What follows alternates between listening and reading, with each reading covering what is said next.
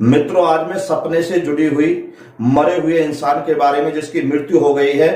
उनके बारे में 3 खास बात आपको बताने वाला हूं जो आपके जीवन के लिए बहुत ही जरूरी है। सबसे पहली बात तो मैं आपको बता देता हूं, यदि आपको रात्रि सपने में आपके घर का कोई भी व्यक्ति जो बीमार होकर, रोगी होकर, जिसका स्वर्गवास हो गया हो, जिसकी मृत्यु हो गई हो, यदि वो रात्रि सपने में आपको स्वस्थ दिखाई दे रहा है, ठीक दिखाई दे रहा है, तो समझ लेना कि उस व्यक्ति का जन्म अच्छे स्थान पर हो चुका है। दूसरा, यदि आपके घर का व्यक्ति जिसका स्वर्गवास हो गया है, चाहे वो पूर्वज हो या आपके परिवार में किसी नए व्यक्ति की जल्दी ही मृत्यु हो गई हो, यदि वो रात्रि सपने में आपको रोता हुआ दिखाई देता है, आपके घर मकान के दरवाजे पर रोता हुआ दिखाई देता है, तो समझ लेना कि आपके घर में पितृ दोष लग गया है और वो पितृ आपसे कुछ चाहते हैं, उनकी कोई इच्छा है जो आपको पूरी करनी है। यदि आप,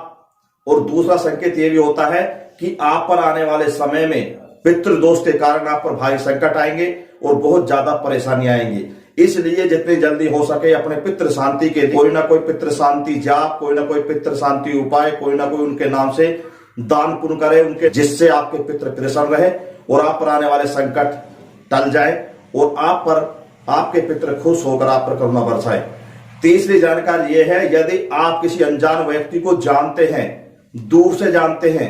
यानी कि आपका ना कोई यार हो, ना रिश्तेदार हो, ना परिवार को, अनजान व्यक्ति हो, चाहे वो विदेश का हो, भारत का हो, किसी भी कोने का हो, जिसे आप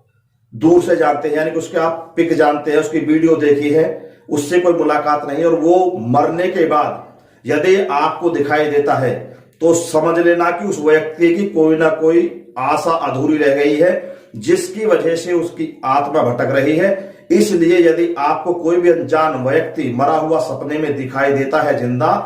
तो आपको उसके नाम से कोई ना कोई दान पुण्य कर देना चाहिए, क्योंकि ऐसी आत्माएं उन व्यक्तियों के पास जाती है जिनकी आत्माएं शुद्ध होती हैं, जो दयादान में रुचि रखते हो, जो सभी का दुख और सुख समझते हो। इसलिए वो आत्मा आप तक आई है और आपसे कुछ चाहती है। इसलिए आप पे जो भी बने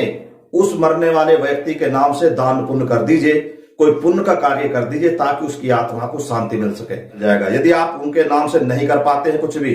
तो फिर आपको कोई ना कोई चोट पहुंचेगी, कोई ना कोई आपको परेशानी पहुंचेगी। ये आप स्टाम्प पेपर पर लिख लीजिए, बिल्कुल सत्य और सटीक जानकारी है। नमस्कार।